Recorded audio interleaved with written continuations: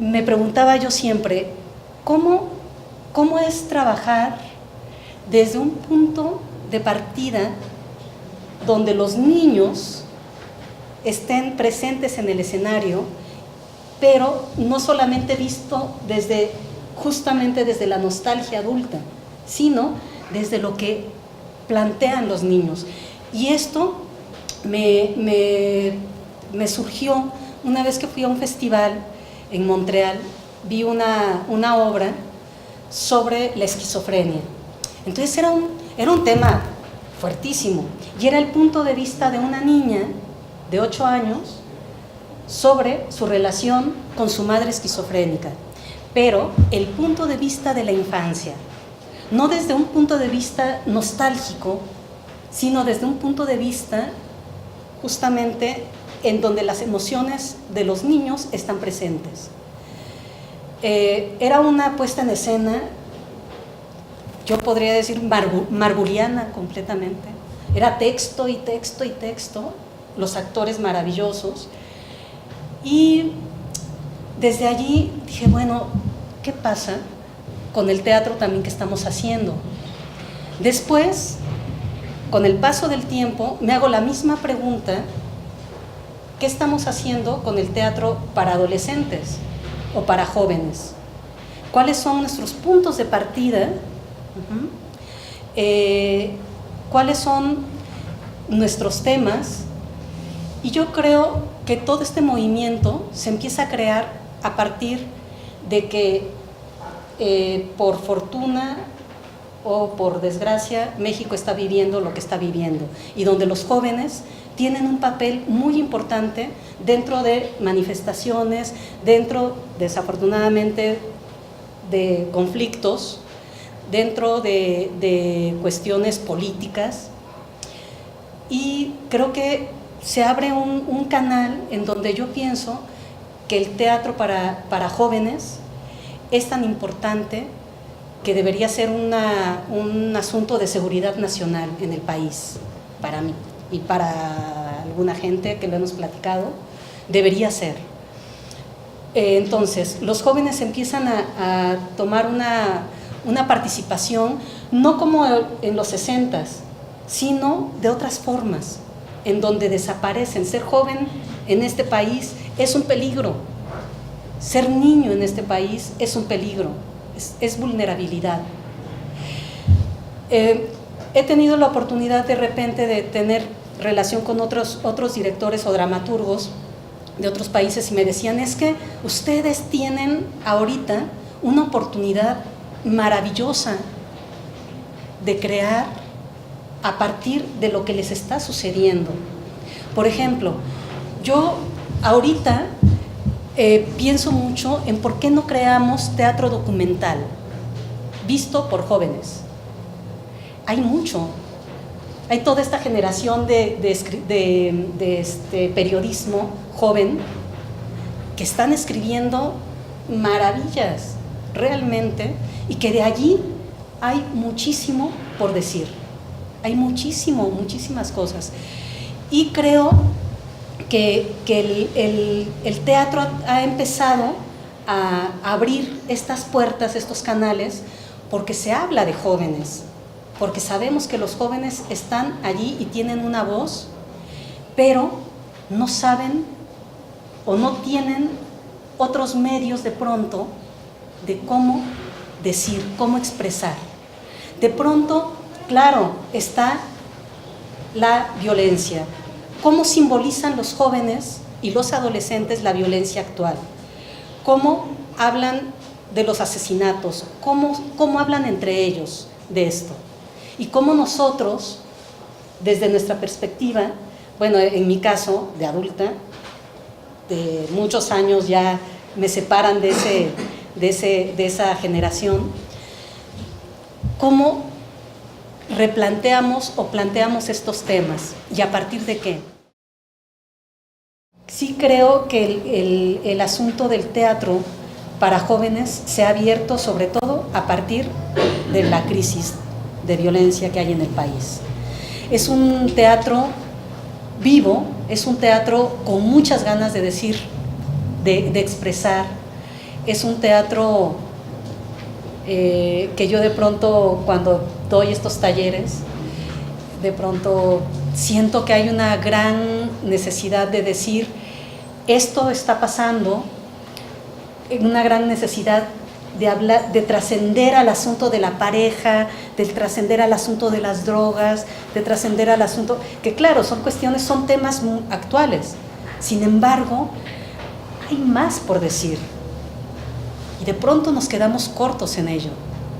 Porque el asunto de las drogas, el asunto de los temas inmediatos, los temas que están dentro de lo mediático, se vuelve moda, pero hay otros muchos temas que se pueden tratar. Algo que yo creo que nos falta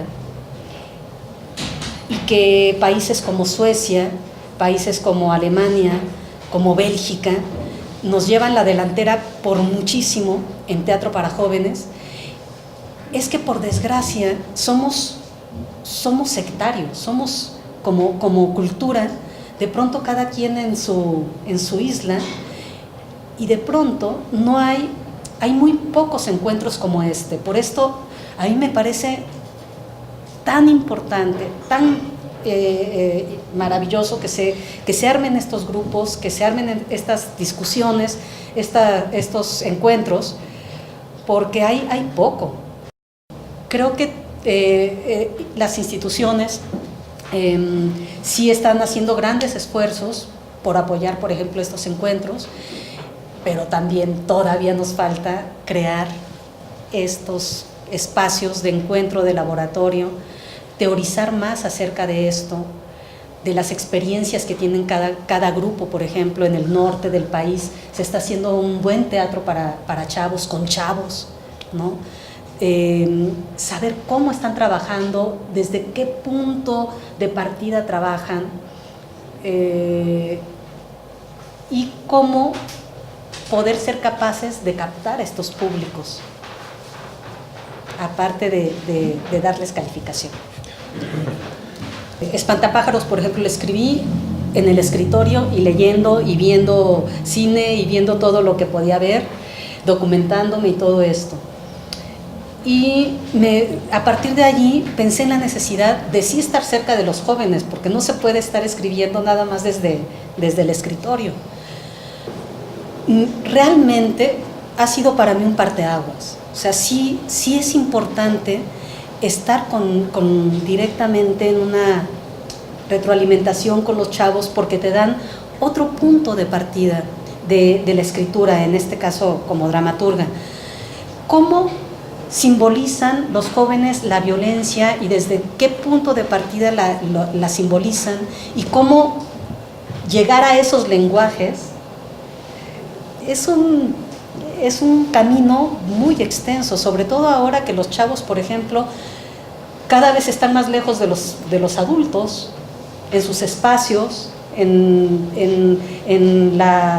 el mundo cibernético. Cada vez nos alejamos más de ellos y hay más espacio. Entonces yo decía, ¿cómo podernos acercar?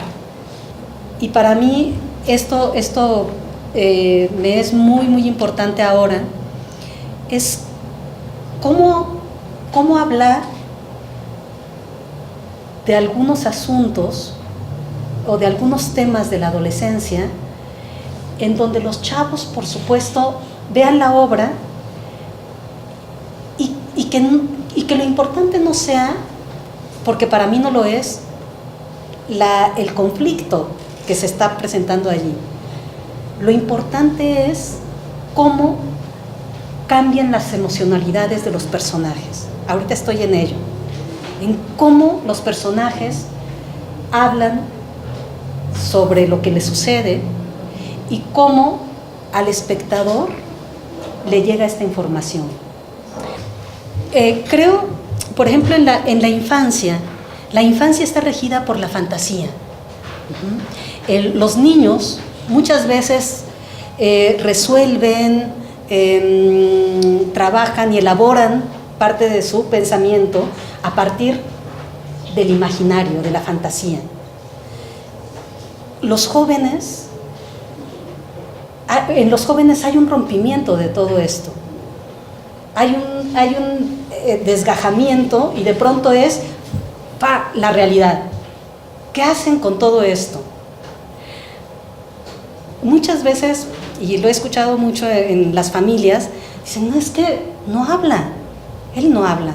Los jóvenes de repente están en ellos mismos. Y creo que están en ellos mismos porque hay una lucha adentro, hay algo adentro que es, todo este mundo fantástico ya no funciona, ¿no? Ya no puedo elaborar mi mundo a partir de esto, porque la realidad está aquí. Y mi yo está confrontado a esa realidad. De aquí, ¿qué va a pasar? Entonces, todo este proceso y esta elaboración, por supuesto, de confrontaciones, por supuesto que el adolescente se va hacia adentro y está pensando también en quién soy, qué voy a hacer. De pronto tememos mucho al asunto de que los jóvenes se aburren con el texto, por ejemplo. Claro, o sea, de pronto la realidad completamente llena de imágenes, de impulsos todo el tiempo, pero ¿por qué no? Que se aburran. ¿Por qué no permitir que el espectador se aburra? Porque a partir de ese aburrimiento, cuando el joven o el adolescente toca el aburrimiento, el fondo, de allí sale algo, siempre. Porque sí creo que tanto los niños como los jóvenes tienen esta maravillosa opción de que no es solamente ir a ver de qué trata la obra. Por eso es terrible cuando les preguntan a los chavos, ¿de qué trató la obra? Pues no es lo interesante, sino ¿qué te pasó en la obra? ¿Qué te pasó mientras estabas sentado? ¿Qué surgió en tu cabeza y en tu corazón? ¿Qué pasó en la víscera? Y entonces creo que hay que plantear dramaturgias simultáneas en donde, claro, hay una historia. Es importante para mí contar una historia como dramaturga, pero ¿cómo se cuenta esta historia? No solo a partir de un conflicto. De pronto a mí me gusta mucho que si alguien va a ver una obra mía o que lee una obra mía, tengan lecturas completamente diferentes.